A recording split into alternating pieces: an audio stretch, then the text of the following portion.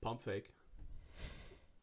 Welcome to the 17th episode of the Illegal Use of Hand to the Face Football Podcast. How you doing, Jake? I'm doing great, Hayden. How are you? Tremendous. Awesome.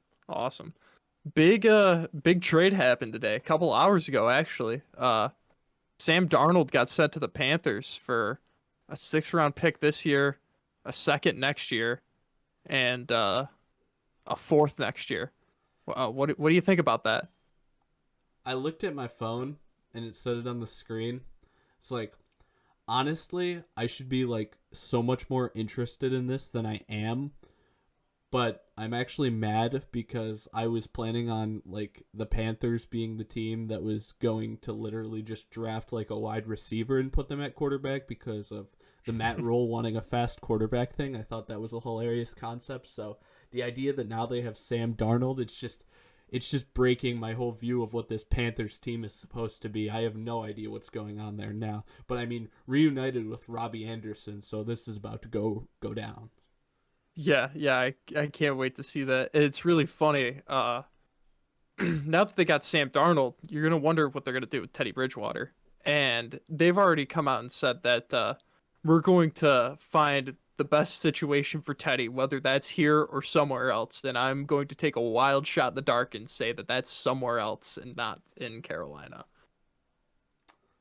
Buffalo could use a third quarterback. Nah, get away from it. I gotta stop doing that. I mentioned the Bills too much. All right, you got any other thoughts on that? I mean, really, I don't know why. I'm just really not that interested in. I don't think that was the answer to their quarterback problem. That's all I'll say. I think they would have. It would have been hard for them to get up there and get one of the top 5 quarterbacks in the draft, but I love that this year it's top 5. It's not like top 3 or top 2. It's top 5 this year.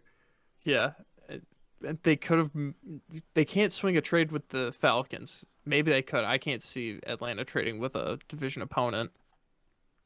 Maybe the Bengals would have traded down with them, but it's really hard to get up there, and because I don't know at if that they point want to they'd give probably those high picks are getting so expensive, and if you don't actually, if you miss on the pick and then you give up as much as they would probably have to give up to move up, I don't know. A lot of the time, I don't know if it's necessarily worth the risk because you're not always seeing.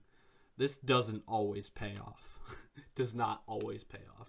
And I'm guessing even though there are really, I mean, even well, us, the two of us, we don't love Zach Wilson, but we have an idea for at least 4 of the QBs we like, and I'm guessing like, well, I don't know about you because probably the most controversial one is my favorite. So that means that I'd take like all those guys in the top 10, but like where would you take the other 4 guys besides Zach Wilson? Like how high would you go on your least favorite one of them? my least favorite one's Mac Jones. I'd still take him in the top 10. Yeah. Okay. So yeah, I mean that's the thing though. It's just weird this year. Very strange year. Yeah.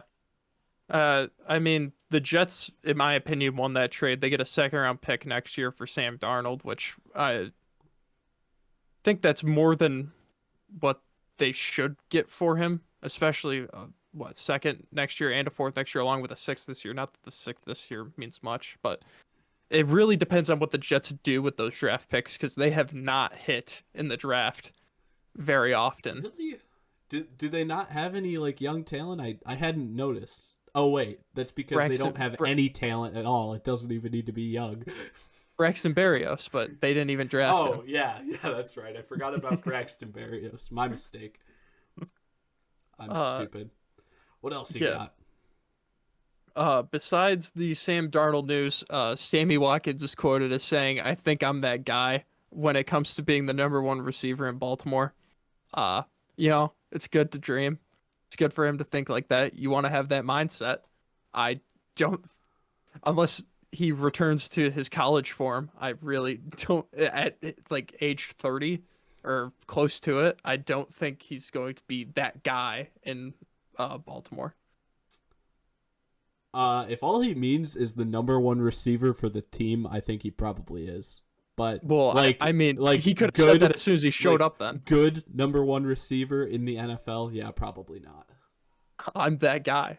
I am the guy that is going to have the most receptions thrown to me, or the most catches by Oh no, he won't have the receiver most. for Lamar. Yeah, oh receiver. Yeah, Yeah, yeah, receiver for Lamar Jackson. I'm going to be that guy. Yeah. I don't know. I just thought that was funny. And then the last thing, Aaron Rodgers was on the Pat McAfee show today, and he still has some uncertainty, or still said that he has feels uncertain about his future with the Packers, and says that it's a beautiful mystery. And he said that he kind of threw a wrench in the franchise's plans by playing how he's played, or how he played last season.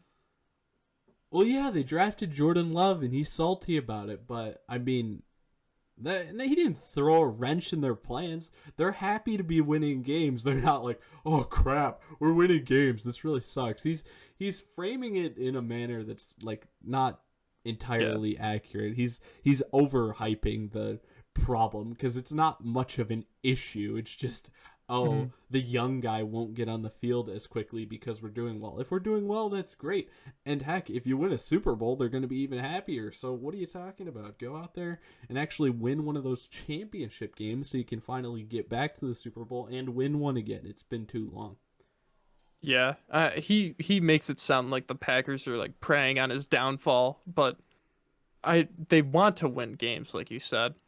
It wouldn't make any sense for that. I mean, yeah, they drafted Jordan Love for a reason, but I'm pretty sure in the now it'd be great for them to win games, and then when the time comes to move on from Aaron Rodgers, they want to win games right away with Jordan Love and hope that he learns a thing or two by sitting behind Aaron Rodgers for 3, 4 years maybe. It's just at some point you have to realize that even if your quarterback plays well like the prior season, like if his age is at a number like greater than 37, it's like this is a ticking time bomb. Like this is Hmm. going to go off. So don't don't think that it's like a oh we hate you thing. It's just like a yeah, that's how age works. It's not your fault. Hmm. Well, even at 37 mark, the Chiefs got rid of Alex Smith and he was only 34, 30, 33, 34 when they got rid of him. So, Yeah, but he's not like the same yeah, level of he's not like player. Aaron Rodgers. I get that, but it's just it's the NFL. There's going to be a point where you become disposable, especially when you know that your successor's already in the building and has been in the building for years in Rodgers' situation. Years. Well, it's only been one now, Yeah. so not terribly bad, but it's a weird thing. I just Hmm. well the one thing that you say with your comment, I mean, I didn't actually hear it myself, but or the comment that you were talking about is how does he actually what does he mean by that? Does he mean like, oh, I think I'm out of here by the end of next season? Or does he mean like, we're not even sure if I'm going to be on the roster in August? He was saying the same stuff after they drafted Jordan Love like last year, saying that, "Oh, I don't know about my future here and everything." And it's like, dude, they're not going to get rid of you if you're proving that you can win 13, well, 14, 15 games now with the extra game. If you can win that many games a season, they're not going to get rid of you if you can keep proving it. The moment that they get rid of Aaron Rodgers is when Aaron Rodgers proves that he cannot win them football games anymore. Yeah. So, Man, I didn't even think about that though. You just mentioned the game thing. We didn't even get a 16 win team or well, sorry, a 16 win team that won the Super Bowl. We didn't get an undefeated season. And now they moved it up to 17. Now we're like that's almost like making it impossible. And I yeah. mean, like we said before, we're almost definitely going to get up to 18 since we got 17. So, uh, is there any way they go any past 18? They just say no preseason, all 20 games are regular season games. Week 21 and 20 are going to be designated for your practice squad to play. So you gotta So hope you that you have to have secure a playoff spot. a 53-man practice squad. You're telling me? Yes, yes. Got the It's like a pitch college count. team on the sideline. It's like a pitch count in the MLB. You just so many guys are allotted a number of snaps to have during the season. So you're just constantly rotating offensive linemen. No chemistry is being built, and it's just we need to make sure we have you guys for the playoffs. We gotta put you on the. I said games played and you go snaps played. Hey, well, that's What gotta. if every game in your season goes to overtime and everybody's hit their snap count by like week 19? QB coach has to get in there. Hey, I mean, jeez, mentioning the Bills again, but I mean, if there's a coach I want in the game, I want our receivers coach out there catching passes. Yeah. Well, Dan Campbell and the Lions, they've built their team for this fictional 20-game season. Oh my gosh, the Lions would be 0-18 going into week 20, and then Dan Campbell would step on the field to battle against the other coaches in full contact coach on coach action, and the Lions would finally get a win, and they'd like crush the opponent like 100-0. Yeah, that'd be terrible for like the Buccaneers, especially if they were on that path to go undefeated, and then you got Bruce Arians out there. What Yeah. position is Bruce Arians playing nowadays? He's got to be QB. No risk it, no biscuit. I was thinking like a center. Oh no, a center. they have Byron Leftwich, so Byron Leftwich is the QB. Yeah, no, I was thinking that Arians is the center, but like he's still calling plays and like he's the one audibling at the line. Like you usually see the quarterback audible. No, and he's not even making like protection calls either. Like he's full on changing the play at the line. Literally changing the play at the line. Yeah. Was that the last one, or was that? Oh, was that two? Yeah, that's the last one. I don't see anything else. Well, I mean, that's fine. I mean, there wasn't much going on besides Sam Darnold randomly getting traded on this Monday evening. Mm-hmm. So, yeah, exciting stuff. So, who do you want to talk about first? You want to talk about some edge defenders or defensive linemen / defensive tackles / however you have these guys labeled? Because it, like I said, CBS, what I use for my guys, just has no idea what position anyone plays. So, I mean, it really doesn't matter to me. We can go defensive tackles first. We're just gonna do our top 5, right? Because we gotta hit 2 position groups. Yeah. But yeah, I'll just say my guys aren't even like necessarily D tackles because they're listed as D line. CBS's website has 2 categories: defensive line and edge, and some of these guys probably, maybe 2 of them will fall into your edge category. Well, then my edge guys are actually all edge players, but then some of them were like crossing over. Like last episode when we did linebackers, there were linebackers that I was taking, and I was like, this guy is not a linebacker. He's an edge defender, so I had to move him into the edge category. But for this one, I just left him. Besides those 3 guys that I added, who were they? Azeez Ojulari. I think. Now I'm having trouble remembering. Joseph Asai. Maybe no, I don't think so. There was a 3rd guy, but I can't remember who it was.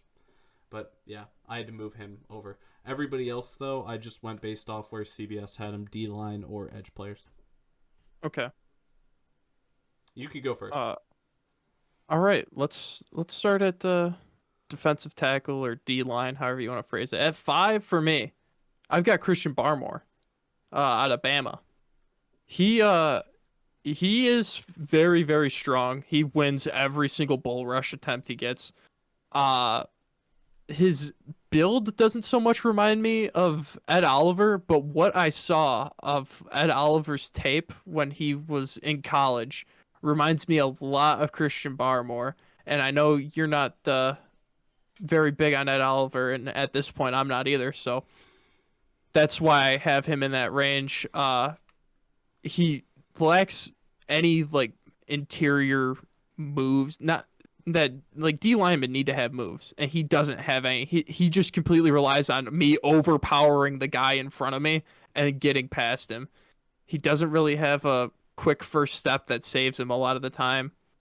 Like I said, doesn't have a lot of technique and just overpowers guys. And yeah, if you're planning on running the ball, you cannot run it up the middle when he's there because he's just going to blow it up.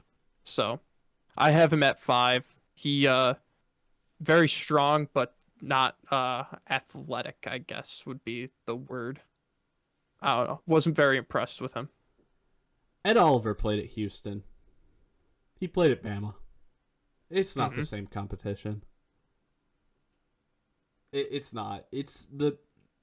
I mean, I don't see your comparison as much, but just from like argument's sake of, like, what's actually going on with these guys is I don't agree with that one because I just think that he's.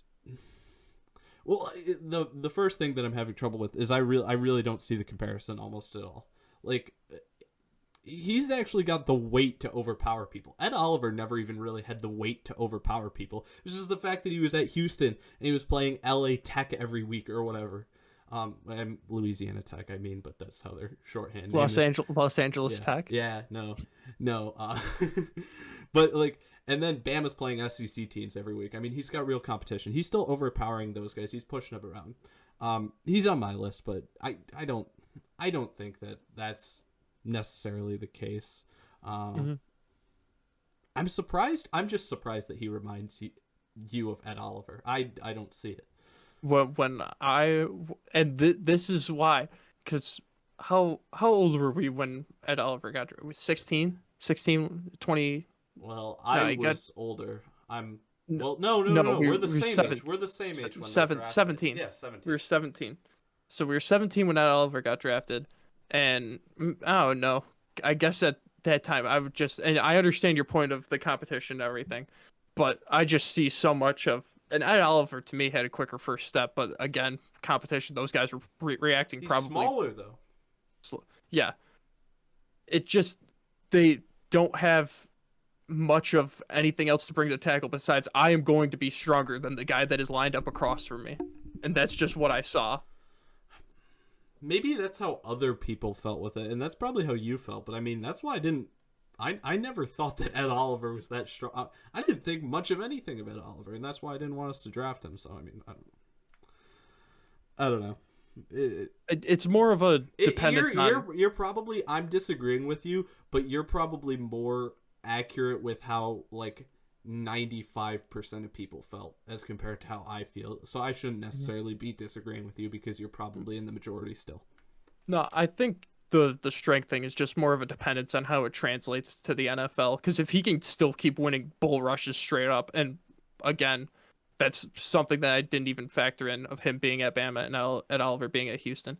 If he just keeps winning bull rushes straight up because of the competition he went against in the NFL, yeah, he's number one on my list at that point. If he's just winning like 85% of the snaps that he's going against, yeah. But I just not a big fan of the whole I'm reliant on this one thing, and if you find a way to stop me doing this one thing, I'm kind of eliminated from the game. Well, you know I'm not a big fan of that. He's not my top guy either. So I mean, yeah, no, I agree with you. Versatility, love that on. I love that for defensive linemen, but I mean, honestly, half the time it doesn't even seem to matter because Chase Young is still successful. Yeah. Biggest frame in the world, and all he wants to do is run past people. I absolutely love it. My number 5 guy is Marvin Wilson from Florida State University. First thing I thought to myself was, he's pretty big, like even for a D lineman. I thought he looked pretty big. And then I was like, wait a minute, this guy actually ran fast enough to block a punt.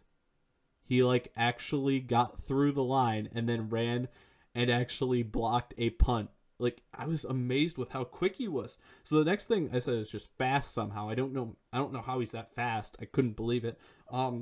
He sniffed he sniffed out a screenplays a few times, which were pretty impressive. And he's actually now the second guy that I talked about before with one of the linebackers last week who actually saw a shovel pass coming. That's really hard to see that coming, and he tackled it for a loss. That was really impressive.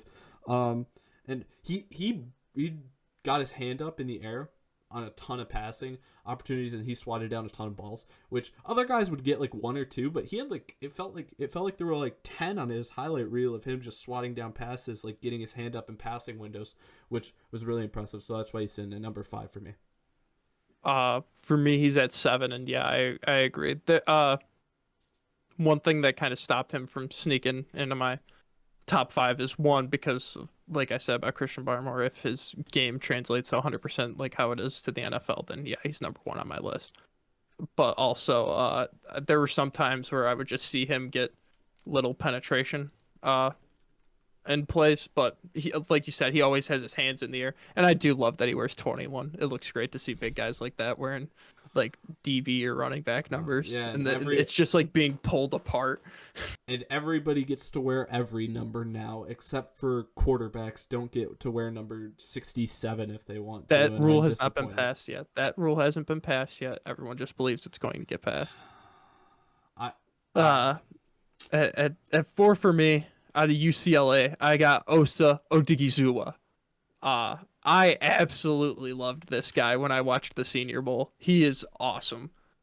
He has one of the fastest first steps I saw out of all the guys on the D line or D tackle, however you want to say it. Uh, he can do it all. He can rush the passer and plug up holes. The one thing though about him rushing the passer is he gets pressure, but his sack production is not what you would expect it to be. Seeing like his highlights and how quick he gets there and forces the quarterback to hurry. I couldn't find the number of hurries he had, but his sacks, I think he only had like 2 or 3 last season, which for a D lineman is good, but for how much he was like getting in there, it was a surprise that it was not higher. He shakes off blockers well, but there are sometimes in when he's in one-on-ones where he'll just get stood up. But that's very occasional, and that's going to happen to every guy once in a while. And I really, really like him. So he's at 4. that's I'm interested in what you said. I don't. The only thing I really felt about him is he he almost felt like more the type of the guy that you described for Barmore, where I thought Barmore was more versatile than he was, and I thought he was more of just like an interior get a push kind of guy. I didn't see that. Uh, he just looked like he was getting off the line a lot quicker than Barmore was, and they're one spot apart. Yeah, he also lacks moves too. I don't have this written down, but he doesn't have a lot of moves either, or versatility like the guys that I have, the 3 guys that I have above him. Yeah. Yeah. So I have him at 4. I just remember I have a list of guys in my phone when I was watching the Senior Bowl. I was like, oh, when the time comes, I'm like, I liked this guy. Put him down. I like this guy. So I just have been checking that list whenever we've been going over and talking about guys. And I saw him there, and I was like, oh yeah. Went back and watched some of the Senior Bowl highlights for him, and the way they were talking about him, they made him seem like he was like a bum, and then he was like making all these plays in the Senior Bowl. And it's like, yeah, he's not. And they're all like, "Whoa, this is the first time we've ever seen Odigizua do something like this." Yeah, And also that last name. That I last name's just great. yeah, it is. I really like all of my top 5 guys for my defensive line, which is strange. I just I wrote that they all could be very good, and I forgot to mention this. I've mentioned this before for the other lists that we've went through. I said they could all be really good, and then for like the edge players, I'm like, dude, I don't even want to pick any of these guys in the first round. Like, not even the top guy for my edge guy. Like, I don't even want to pick him in the first round. So, yeah, I'll move on though. My number 4 guy is Jalen Phillips from Miami. What ethnicity is he? I don't know. Okay, just was wondering because like he looked white, and then I heard him say something that made me go, I saw that I highlight too. don't. And then I was like, oh wait, and then because he looks white, and then I saw his hair, and I was like, okay, his hair looks. I was like, whatever. No, yes, I I'll just saw leave it that at that. Just leave I it at saw that. that highlight reel with that too, and I scrolled through the comment section for 5 minutes, and no one said anything about it, and I was like, it's like one of the first things on it, and it's hilarious. Yeah. So he shuts down some jet sweeps, which we love. That's amazing. Just see the jet sweep come in and tackle a guy whether he's got the ball or not. That's hilarious. I mean, I didn't see him do that specifically. I'm just hoping that he does that because he did wrap the guys up whenever the jet sweep was coming. He kept his contain very well, and that was good.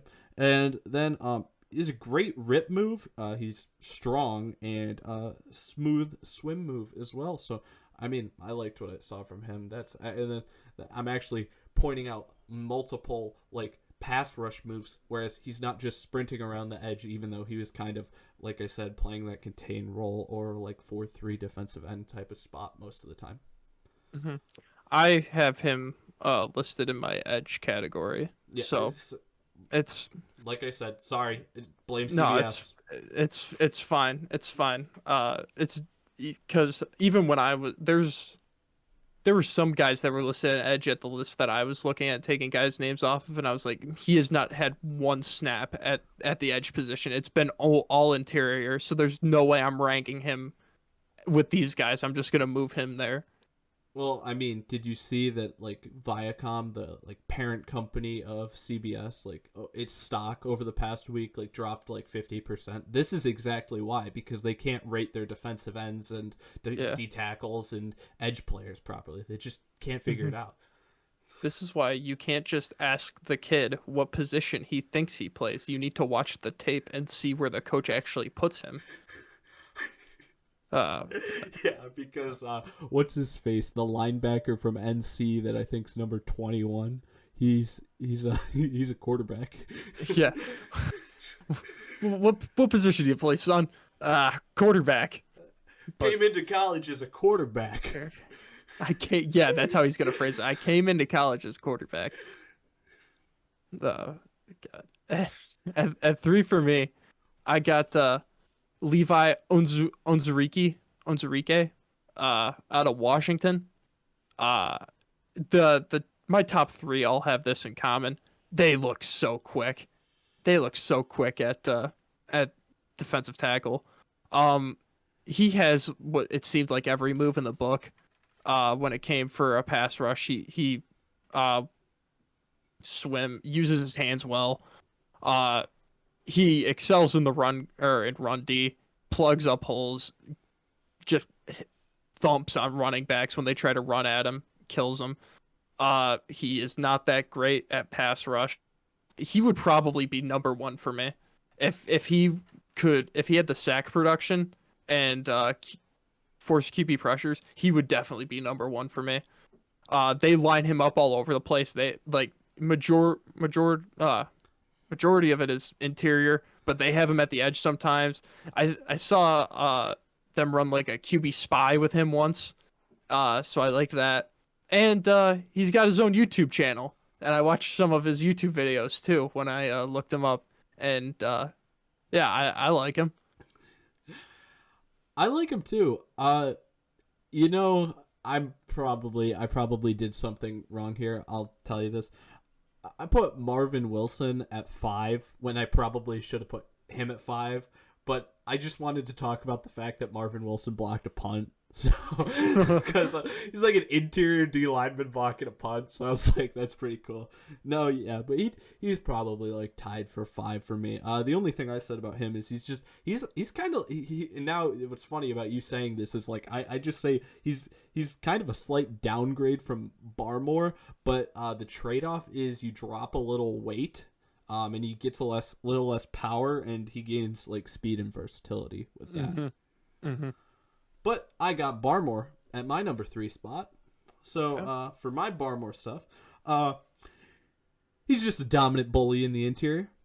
It's pretty simple. It's nothing fancy, but I like seeing it get done because it doesn't seem to be as what how do I want to frame this? It doesn't seem like every team has one of those guys as much as they used to.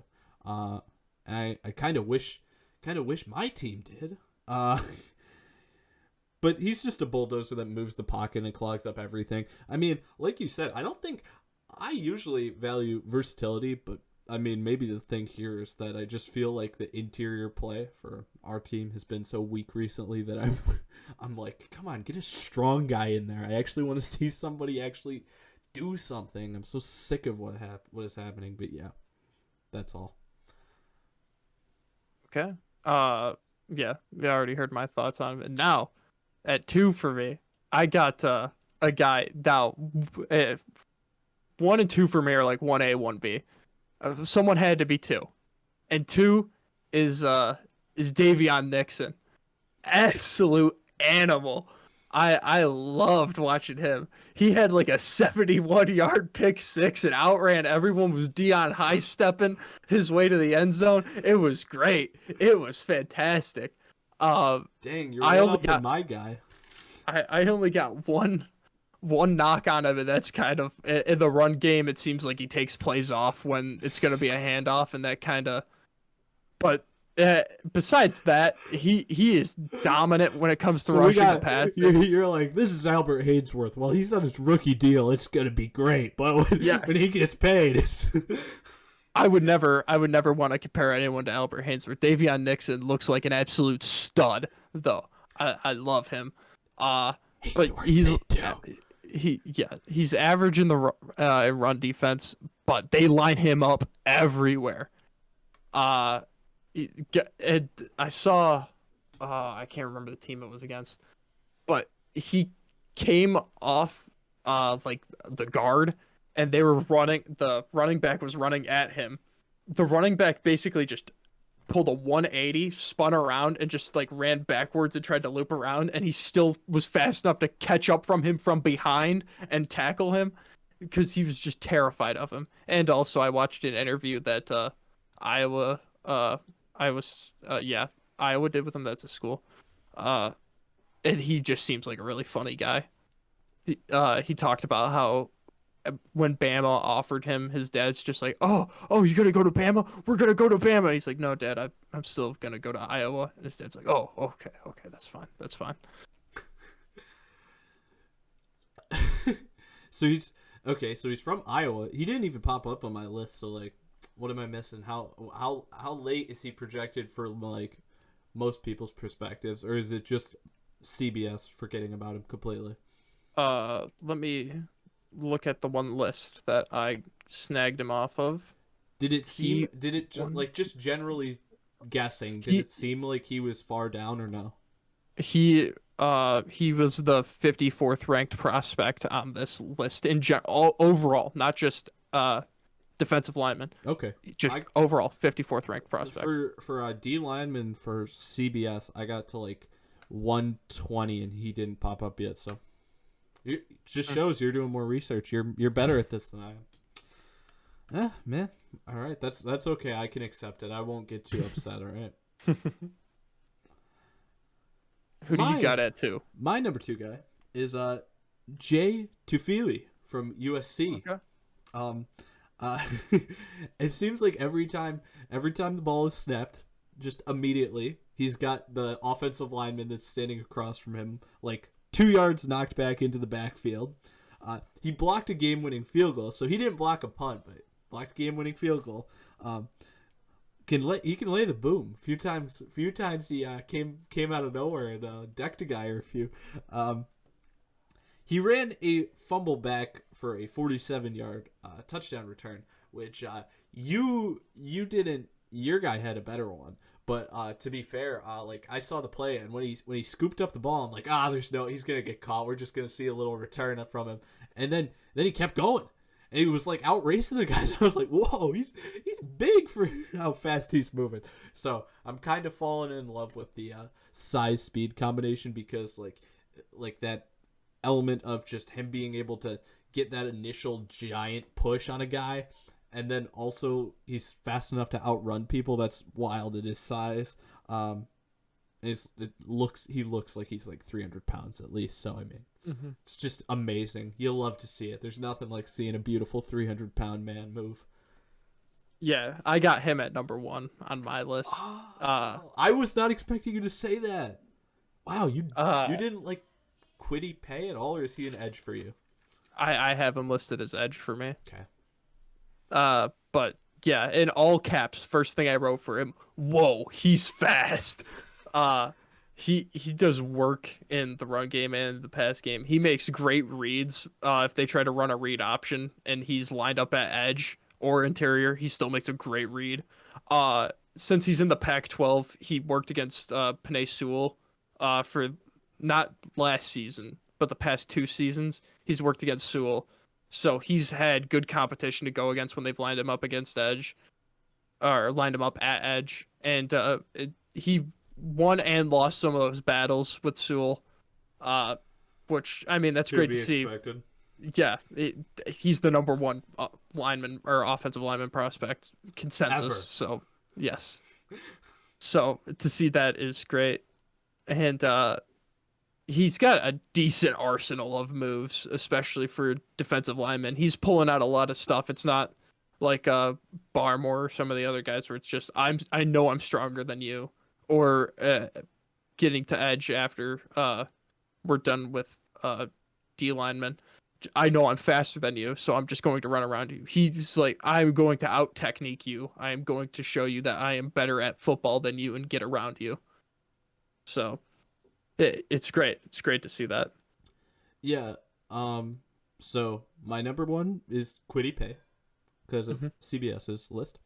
I should probably stop mentioning that. Sorry, but he just great speed rush, great hands.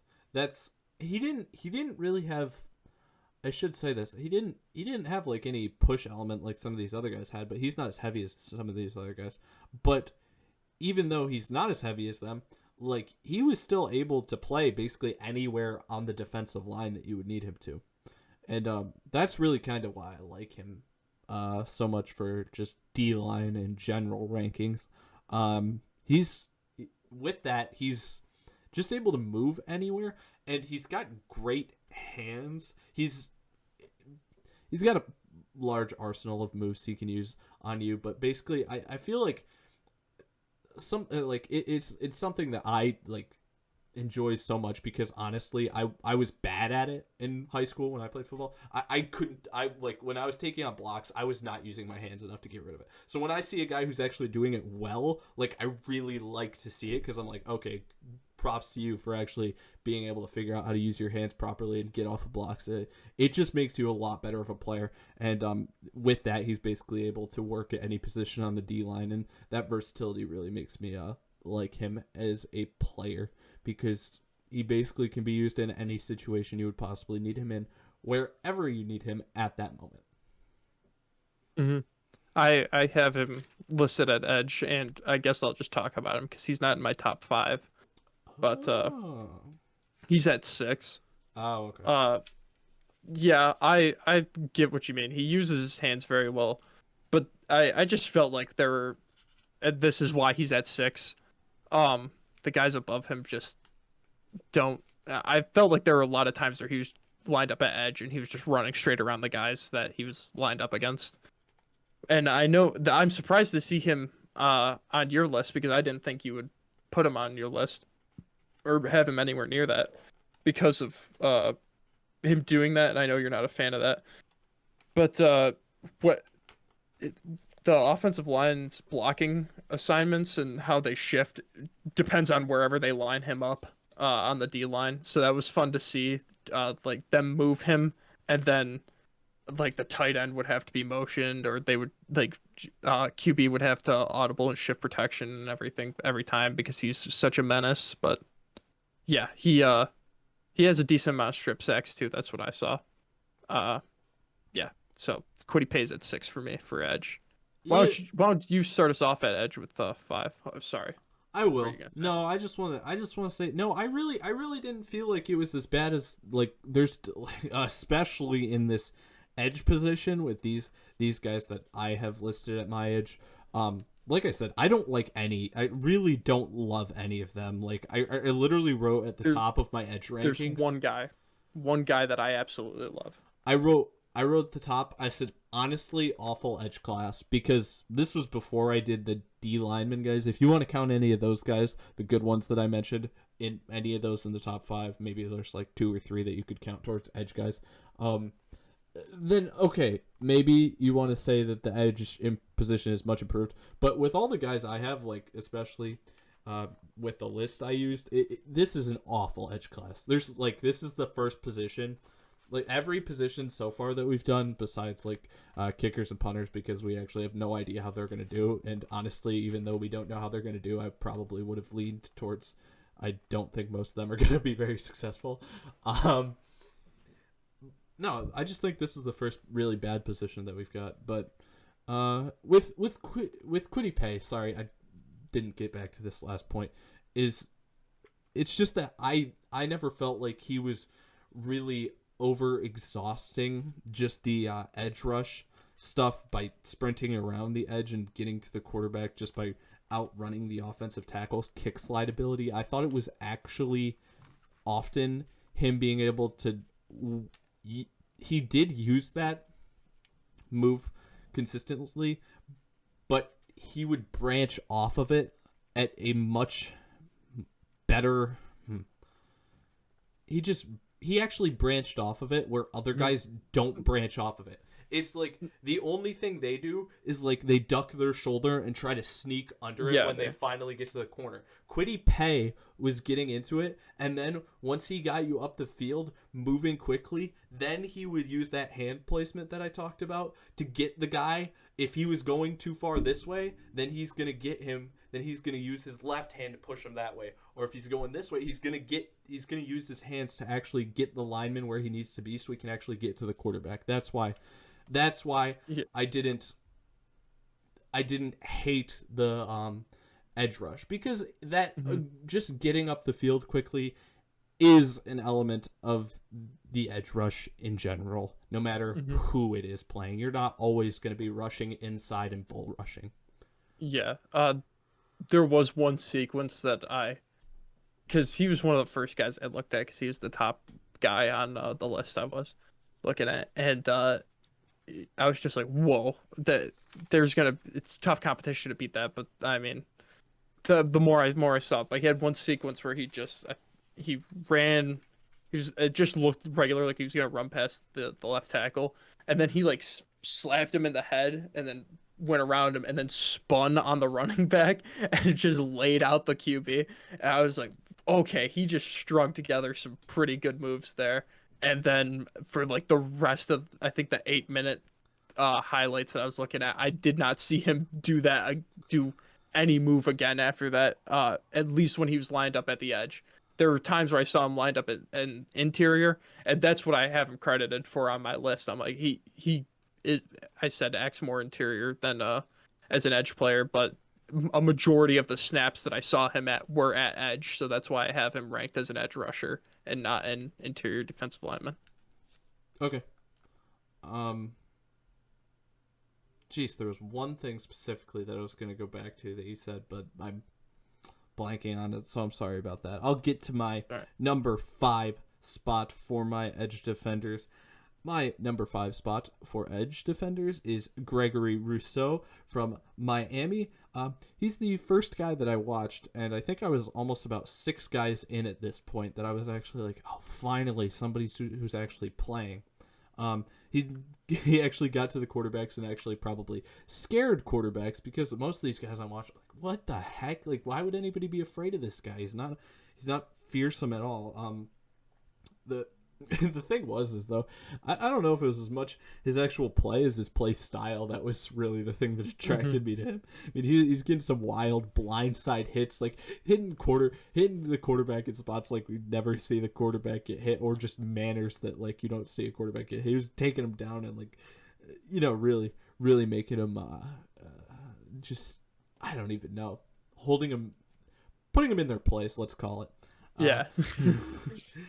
He got an extended one arm sack, like fully extended, like ripped down. Not even like arm fully out though, so it's like he didn't even have like the element of like his elbow to work with, which makes it even harder to pull someone down. It was really impressive the amount of strength he has to be able to do that. Also, one of the nicest like take on blocks I've ever seen. I don't know.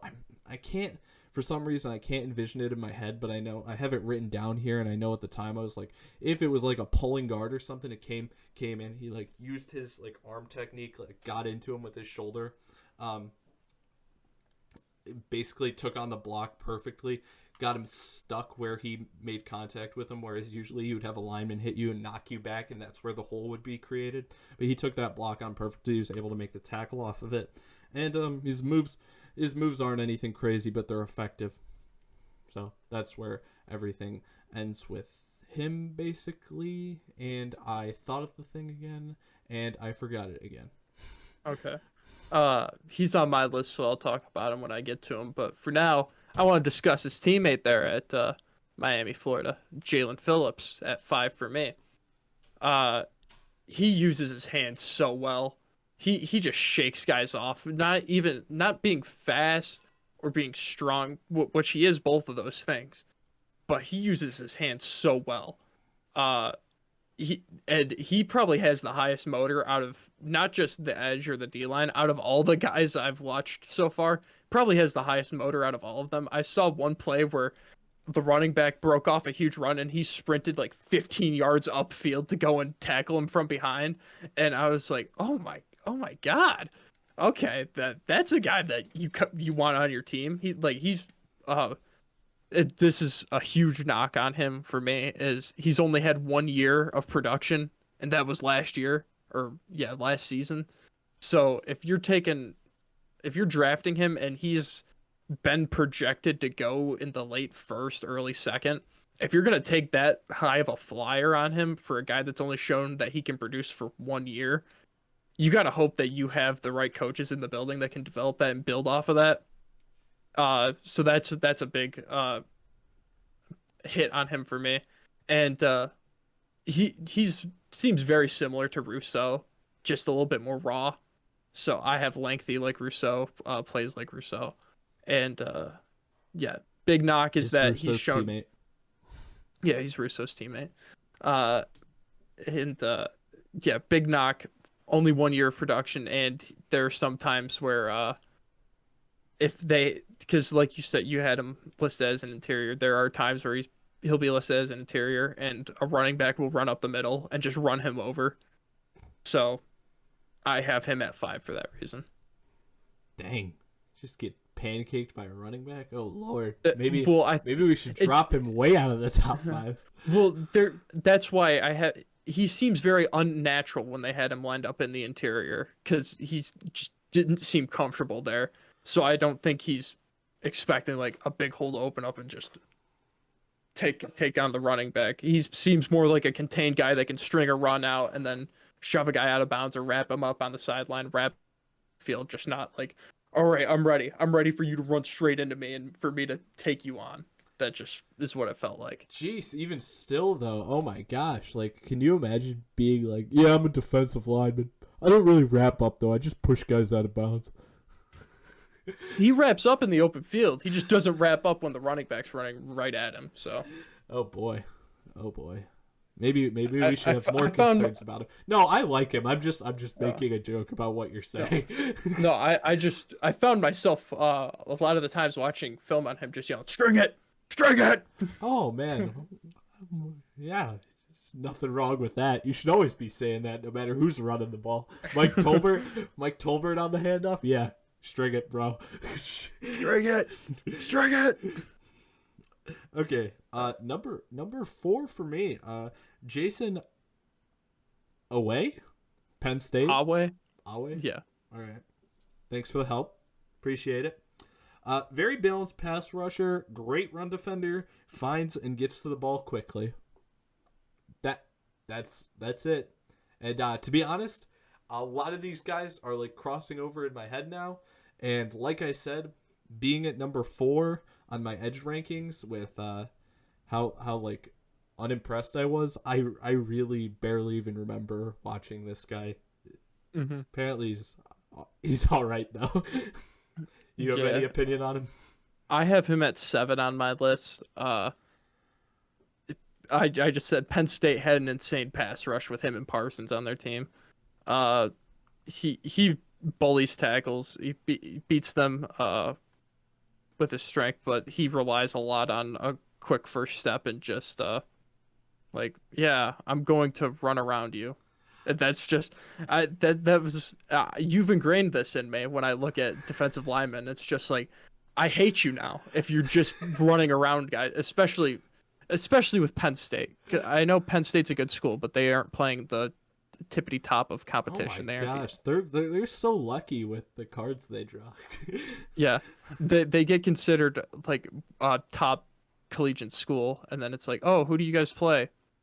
Uh, Maybe who do they even Michigan play? once. Yeah, maybe Maybe, Michigan. Like, maybe the not. the best competition we played 3 years is probably Michigan once. So They draw. I don't actually know. They may play Michigan and Ohio State once. I don't know if it's on a yearly basis or not. hold on. But I don't know. I don't know how rivalries in college work. Those are the matchups that I. Those are the only matchups that I could think of for them where it's like they actually play them a decent enough amount and the opposing teams are actually good enough. But yes, usually the opponents they're drawing are not that great of opponents. Yeah, this is their 2021 schedule. Wisconsin, Oh, Ball State, Auburn, Villanova, Indiana, Iowa, Illinois, Ohio State, Maryland, Michigan, Rutgers, Michigan State. wow, that's a lot better than I would have thought it would have been. Yeah, yeah, it is. But Okay, I mean, maybe we shouldn't down talk him. But I mean, if they don't win a game next season except for against Ball State, then maybe we are saying the right thing. yeah. But yeah, Jason Awe. He's at 7 for me. Yeah. At 4, I have Ronnie Perkins out of Oklahoma. Uh, the knock that I have on him, and I also wasn't very. He didn't have a lot of pizzazz. When I watched him, he just is like, he's how do I Get her done. Yeah, he's a get her done kind of guy. Like he's you're gonna put him in. He's gonna get her done. But he's not gonna be a premier edge rusher in the NFL. And he has off the field and personality issues too. He is very confrontational with coaches. He does. I did see him break up a couple handoffs, which was nice. There was one unique time. characteristic. Yeah. There was one time where I thought he was gonna like just take the hand off himself and start running with it, but he like just slapped it down, and since it was going forward, did he double-handed slap it down too? yeah, yeah, he double-handed slapped it down like that. Wait, but it's a And handoff, so it's just a fumble. they didn't call it a fumble. They blew it dead. So I think that might have been a messed up because it was like a jet sweep, little handoff. Like a touch pass, like a flip. No, not a touch pass. Just a direct handoff. I jet know. Sweep. Mm-hmm. Well, I know that. It's not a big deal.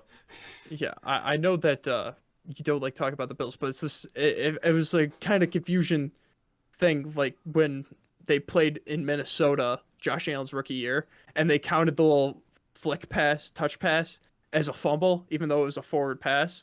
You mean like the one in Cleveland that should have been a Yes. return touchdown for Jerry Hughes Yes. and Yes. won us that game and made us 11-5 or 12-4 instead of whatever we ended up. Mm-hmm. And didn't make that trip miserable.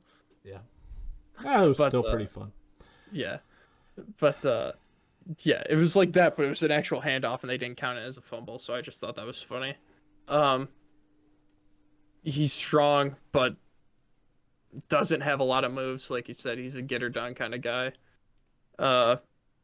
Yeah, he doesn't outspeed blockers. He just outstrengths them. That's that's all that I have. Well, I didn't see him, so I'm just gonna take your word for it. He did not pop up in my lists. So Okay. sorry Uh, about that. yeah, on my Was he list was for he not yours? I know he's number 4 for you, but was he rated highly in other people's eyes? in the one list that I looked at, he was the 47th overall prospect. The What one, the? two, three, four, 7th, seventh overall edge prospect. Jeez, man, there's a huge variety. Mm-hmm. Now I'm pretty sure you said his name. Say his name one more time. Ronnie Perkins. Yeah, it's not. Yeah, I don't have him. I just want to make sure that I didn't miss him. Yeah, don't have him. It's wild how much they're varying this year. Mm-hmm. It wasn't as bad for the last two positions, but like safety and this kind of I mean, it may not help that it's the defensive line edge confusion with how people are Yeah. getting labeled, but still. So we're on number 3 now, correct? Yes. Jordan Yes. Smith from UAB. Rushes around the edge, but still uses his hands. Had to qualify that. Got around a double team for a TFL, which is impressive. Usually, most of the TFLs you see, honestly, with these D linemen, and it gets kind of annoying at the college level, is they'll be playing some bad competition. It'll just be like unblocked, and it'll be like, okay, yeah, but anyone could have done that. And then once in a while, you get the guy like 1-on-1, nice move, tackle for loss, nice quick move, get in there for the tackle for loss. This guy got off one block immediately, then engaged with the second guy, immediately got off that block, and still made like a 3 or 4 yard tackle for a loss on a handoff out of a shotgun formation, which made it a little easier, but still got off a double team for a TFL, which was impressive, which you don't see a lot of guys do. Also, this is kind of the reason that I actually have him this high, because of the fact that I don't see like a crazy amount of talent in any of these guys that are playing the edge position. He's got a crazy skill that could be very useful for certain teams. He identifies when somebody is running an option and he is the read defender. He is the best at identifying who actually has the ball that I've ever seen. And I'm sorry. No, I'm actually talking about a different guy. No, my bad. He just tackled a guy. No, actually I think this guy didn't make the list. Yeah, my bad. No, he just tackled the quarterback and a running back at the same time. There was another guy, I think he's further down the list, who was like insane at reading the option, and that was like the only thing he could do. And I was going to say, like, I kind of want, like, Pittsburgh or, like, Cincinnati or Cleveland to draft him, just so that when they go against Lamar Jackson every year, they can just put this guy on the field just to, like, kill the option game entirely. But he was also good against the option, but not as good as this other guy that I was talking about. I'll figure out who that is while you talk about your next guy. Okay. Yeah, Jordan Smith was 8 on my list for me. Yeah, he didn't really have the size that I like, and there are a lot of times in the run game that I saw him get stuffed. And also going to UAB, seeing that, I was kind of like, eh. Wow. Okay, so Sorry. Alabama's not a plus, but UAB is a minus. I see how it is. Mm-hmm. Uh, at number 3, I got Gregory Rousseau. Very, very versatile. They line him up everywhere. He's got super long arms that he uses to deflect passes and gets sacks with ease. Uh, he has a plethora of moves and also can bull rush. He's strong enough to do that. Uh,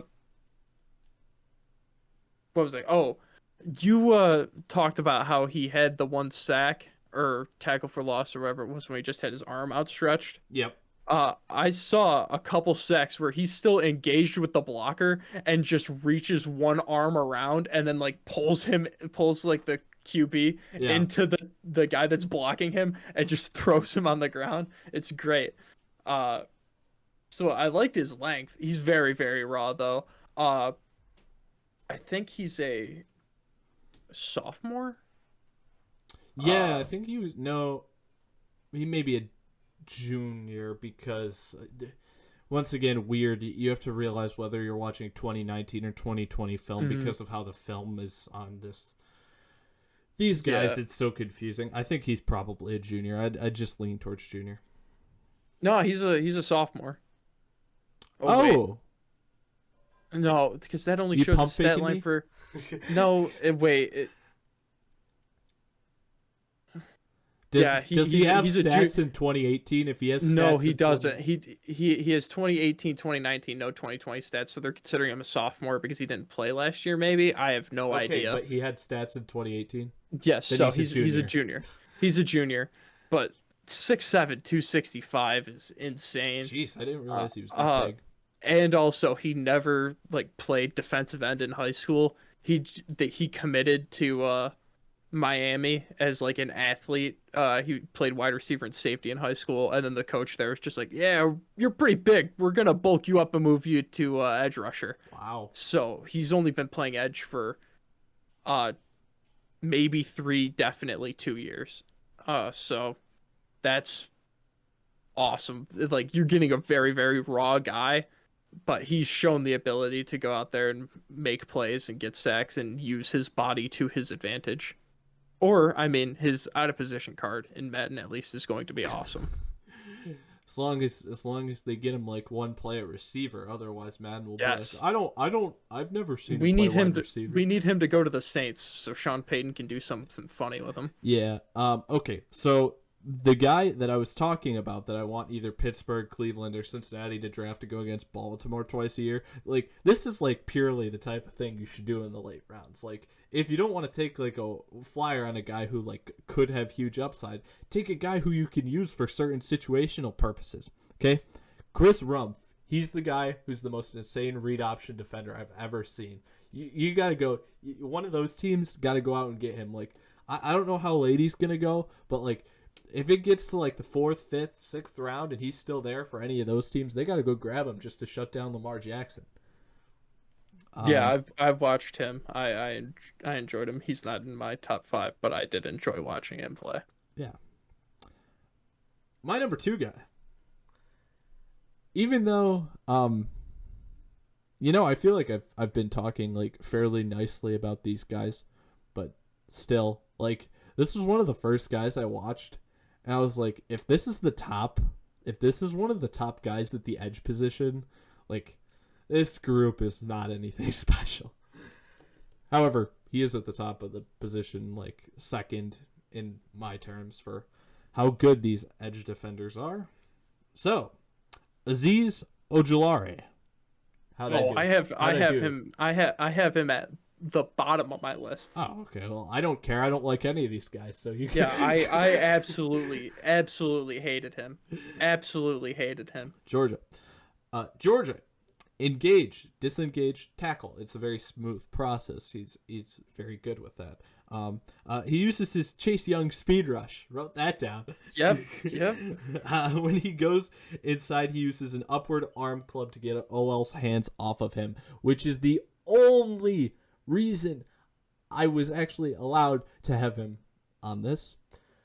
Unlike a guy like Kwity Paye, where I felt like there was a decent amount of breaking off points for what he does.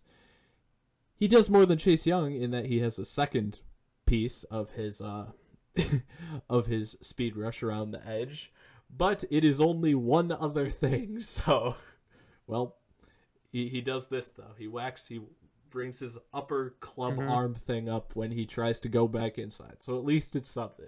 He's trying to incorporate a second move. We gotta like that. He's willing to learn. Yeah, I have him at 10 on my list. He's a 3-4 linebacker. He contains and blows up the run to the inside. Does not have much, if anything, in the move department. Just runs around the tackles. That's all that I wrote. Told And you. he was the first. Not picking. He was the first guy I watched. Yeah, And I was like, not wow. picking an edge player in the first round at all. Maybe even the second round. Yeah. At 2 for me, I got Carlos Boogie Basham Jr. I didn't like him at all. I enjoyed him. If maybe I ranked him too high just because I wanted to talk about Boogie Basham. Love that nickname. Like I said, I mean, I don't. No, You haven't slandered the position as much as I have, but well, like I said, I don't care where you rank them because I don't think any of them are very good. I just don't want to double down. I got the one guy that I have at 1 is the one guy that I would spend a first round pick on. Oh, okay. The one guy. Okay. But Carlos Boogie Basham, I think he'd be great value in the second or third. They used him as a spy a couple of times, which is all right. He's fast. He can keep up with that. Very stout in the run game. He attacks the quarterback. He actually uses moves. I didn't see him just run around guys. You gotta love it. His nickname's Boogie. He likes to do a little sack dance when he gets sacks. I mean, yeah, I think I ranked him too high just because I wanted to talk about his nickname. Do you want to hear my notes on him? They're sure. bad. Like I said I don't like any of these guys, but these are actually just straight up like mean towards him. So many of his impressive plays were handed to him. I mean, teams let tight ends block him, not even leaving offensive linemen on him. And he made 2 plays by himself that weren't handed to him, and neither of them were very impressive. That's everything I wrote about him. Yeah, I noticed that a lot.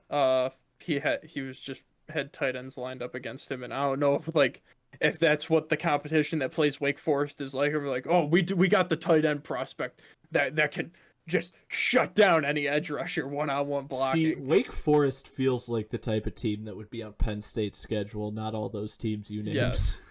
Yes. So I didn't see that much negatives against him. I saw a lot more negatives for Azeez Ojulari.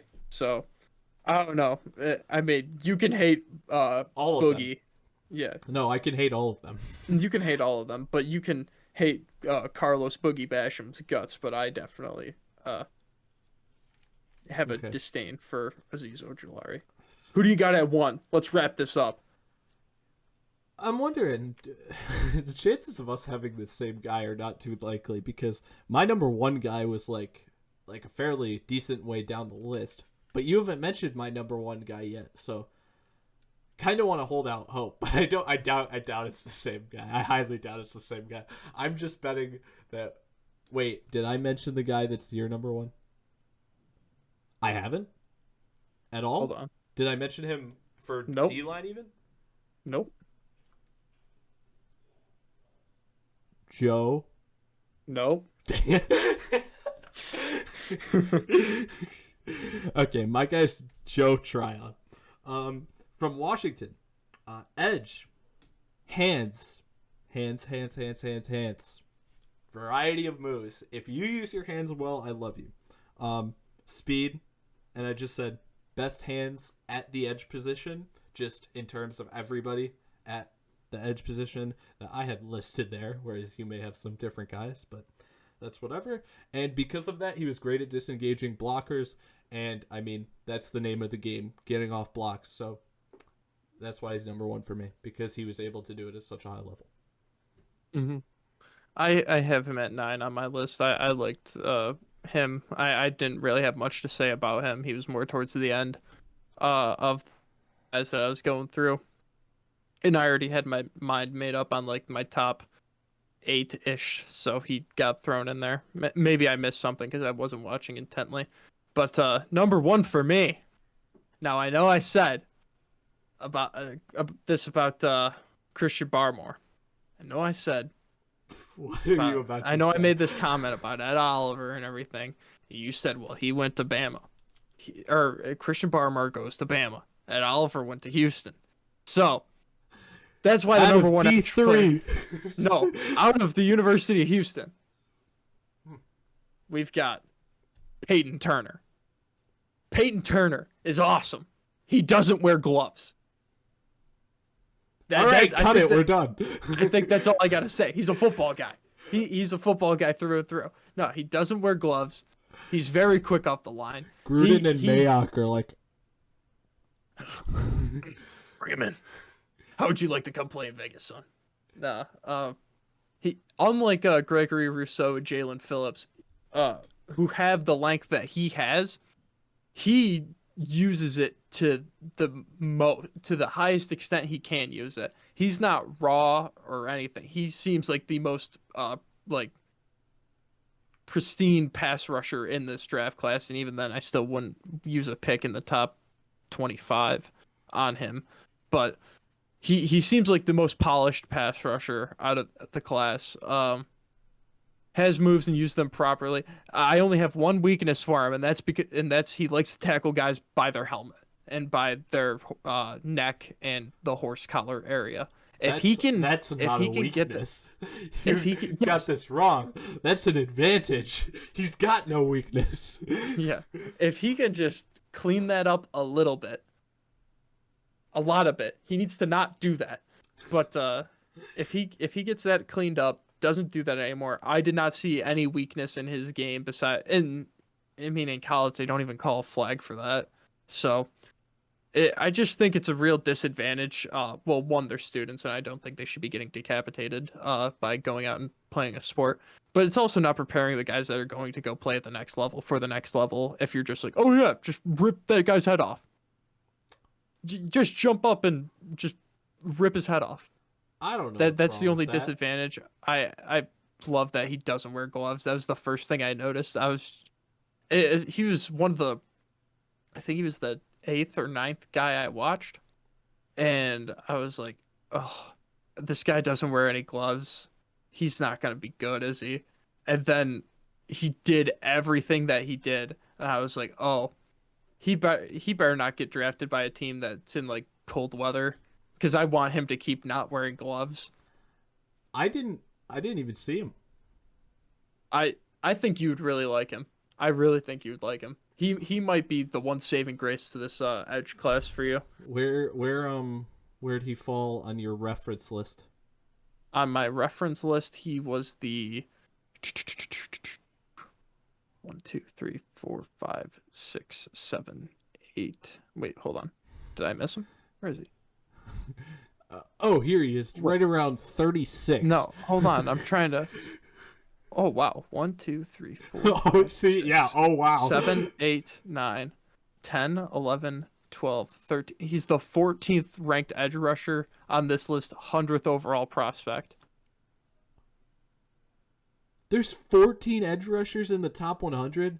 You got a crappy list right there. You're looking at, kid. Because we've only went through the defense, and I could name about. Oh my gosh, no! There's no way there's that many edge rushers that are that high. Hey, at least they Top got three them in the rounds. right position. At least they. I don't care how they rank them. I just need them to be in the right position. Unlike CBS, I guess you're right about that. I can put them in the right order. I just need them in the right position. Yeah, fair enough. I accept your argument. Man, you got anything else you want to talk about? Mm, I'm seeing ghosts. Oh, that's great. We should cut this here then.